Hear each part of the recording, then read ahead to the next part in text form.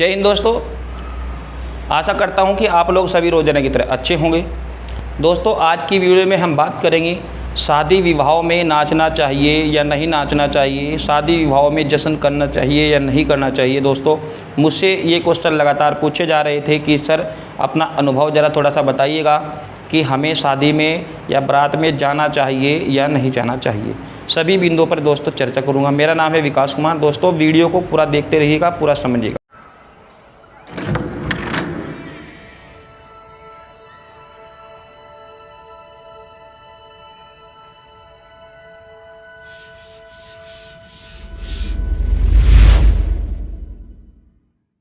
दोस्तों मैंने काफ़ी इसका जो है इस संबंध में दोस्तों अध्ययन किया है, प्राचीन किताबों को दोस्तों पढ़ा है। तो पूरा प्रयास करूंगा दोस्तों मैं अपनी बात जो है आपको बहुत अच्छे समझ में समझा पाऊँ। तो चलिए दोस्तों समझते हैं कि दरअसल इसमें है क्या। दरअसल इसमें वास्तविकता दोस्तों ये है कि पुराने समय में, प्राचीन टाइम में दोस्तों आपको पता ही होगा, पुरानी किताबें पढ़ी होंगी आपने, अपने दादा बाबा दादी घर में किसी से पढ़ी होंगी दोस्तों कि उनकी जो बारात है वो घोड़ा गाड़ी में गई थी, बैल गाड़ी में गई थी, है ना। इस तरह के साधन में दोस्तों बारातें जो है वो जाती थी। ठीक है। अब होता क्या था, रास्ते में दोस्तों चोर लुटेरों डकैतों का इनका खतरा होता था। ठीक है। आपको पता भी होगा कि सोना चांदी जेवरात दुनिया भर के यानी कि धन धप्पा दोस्तों शादी विवाह में आदमी लेकर जाते हैं। ठीक है। तो रास्ते में जो है इतनी कम गति से दोस्तों उनके वाहन गति करते थे तो चोरी डकैती का खतरा रहता था। तो ऐसे में अपने धन की सुरक्षा करना दोस्तों काफ़ी मुश्किल हो जाता था। ठीक है। अब पुराने धर्म के पुराने ग्रंथों के हिसाब से दोस्तों मैं सभी बातें बता रहा हूँ। ठीक है। कभी आप लोग इसका नेगेटिव प्रभाव निकाल लें, क्योंकि मैं एक दो बात आपको यहाँ पर बताने वाला हूँ कि कहीं जो हमारे भाई जो डांस करने वाले हैं, बहन जो डांस करने वाली है, उनको थोड़ा सा बुरा लगे तो माफ़ी चाहता हूँ। शुरू में ही मैं आपको बता दिया। ठीक है। तो भैया अब इसमें होता क्या था, तो इसी सबको अपने धन को बचाने के लिए सब कुछ सुरक्षित रहे। ठीक है।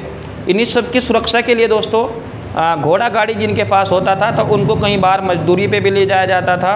ठीक है। घोड़ा गाड़ी के बदले उनको खाना खर्चा भी सब कुछ दिया जाता था, सब कुछ जो है साधन दिए जाते थे। ठीक है। इसी के साथ ये भी प्रथा चला कि अगर हमें मतलब बराने संख्या ज़्यादा हों दोस्तों जो है सुरक्षा की, तो ये कहा। ठीक है। और दोस्तों आज इसको जो है फैशन में दिया गया, इसको फैशन बदल दिया गया। ठीक है। जबकि इस तरह का जो है दोस्तों ये एकदम बेकार है, ऐसा नहीं होना चाहिए। ठीक है। अगर आप भी इस तरह की जो है कार्यक्रम में जाने की सोच रहे हो तो थोड़ा सा सावधान रखिएगा, क्योंकि ये पहले एक तरीके से क्या कहे जाते थे, सैनिक कहे जाते थे।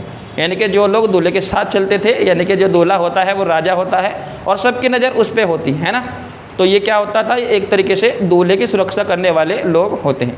मुझे तो अभी भी ऐसा कभी कभी दिखाई देता है, जैसे कहीं बारात जा रही हो ना तो सबकी नज़र दूल्हे पे है। ठीक है। तो कई बार ऐसा लगता है कि भैया ये वास्तव में ही सभी के सभी जो है दूल्हे के सैनिक हैं।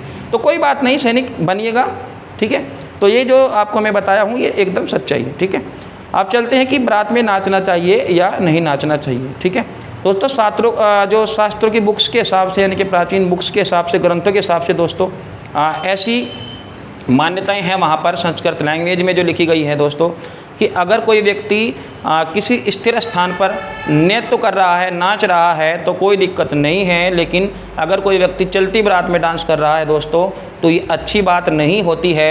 चलते हुए कभी भी हमें अपने शरीर से ऐसी कोई क्रियाएं नहीं करनी चाहिए, इससे नेगेटिव इफेक्ट जो है दोस्तों शरीर में हो सकते हैं। कई बार दोस्तों ऐसा होता है किसी न किसी स्थान पर कहीं पैर फिसल सकता है, कोई ना कोई घटनाएं हो सकती है। आपको भी ज्ञात होगा कि कई बार ऐसा होता है। ज़्यादातर शादियों में चलते हुए जब डांस होता है तो दोस्तों प्रॉब्लम्स आती है। तो वैसे तो साइंस के हिसाब से ये भी है, लेकिन ऐसा माना जाता है कि जो व्यक्ति चलते हुए डांस करता है ये उसकी मूर्खता की पहचान होती है। ठीक है। और यहाँ तक कि मैं आपको बताऊँ, जब जैसे सैनिक हैं शादी में गए और उनके डांस वांस हुआ तो आपने देखा होगा कि कई बार ये कहा जाता है कि चलो भैया बारात को भेज दिया जाए, क्योंकि अब बारात को इसलिए भेज दिया जाए कि बारात का अब कोई काम यहाँ पर नहीं है। ठीक है। और आपने सुना भी होगा जैसे ही बारात किसी लड़की वालों के यहाँ पर पहुँचती है तो उसका एकदम से भव्य स्वागत होता है, जोरदार स्वागत होता है। लेकिन उसके थोड़ी देर बाद क्या होता है दोस्तों, डांस होने के बाद, सभी पार्टियाँ होने के बाद जब लगभग कार्य सारे कंप्लीट हो जाते हैं दूल्हे राजा के, तो उस दौरान बारात को एकदम दुश्मन की नज़र से देखने लगते हैं सभी। लड़की पक्ष भी ऐसा ही करते हैं कि भैया अपना खाना वाना खुलवाओ और जो है बारात को भेज दिया जाए। ठीक है। क्योंकि अभी बारात की आवश्यकता यहाँ पर नहीं है, जो काम होना था ठीक है वो लगभग कंप्लीट हो चुका है। 90% काम जो है दोस्तों उस टाइम हो चुका होता है। तो ये है सभी के सभी जो दोस्तों प्रथाएं पुराने समय में प्रचलित थी और आज व्यक्तियों ने जो है इसको एक तरीके से क्या बना लिया, इसको एक खेल बना लिया है, बारात में जाने का, बारात में डांस करने का। तो आशा करता हूं दोस्तों मेरे द्वारा जानकारी दी गई आपको अच्छी लगी होंगी, ठीक है। तो ऐसी जानकारी दोस्तों अपने दोस्तों के पास ज़रूर शेयर कीजिएगा, और जब भी आप किसी शादी में जाएंगे या जाने का मन बना रहे हो दोस्तों, तो ज़रा ठीक है थोड़ा सा सोच समझ कर जाइएगा, कहीं ऐसा ना हो कि दोस्तों आप भी कुछ ना कुछ प्राचीन ग्रंथ के हिसाब से ये कहीं ना कहीं मूर्खता का कार्य तो नहीं कर रहे हो। तो धन्यवाद दोस्तों, फिर किसी ऐसे ही किसी नए दिलचस्प और स्टोरी को लेकर आपके सामने प्रस्तुत होऊंगा। धन्यवाद।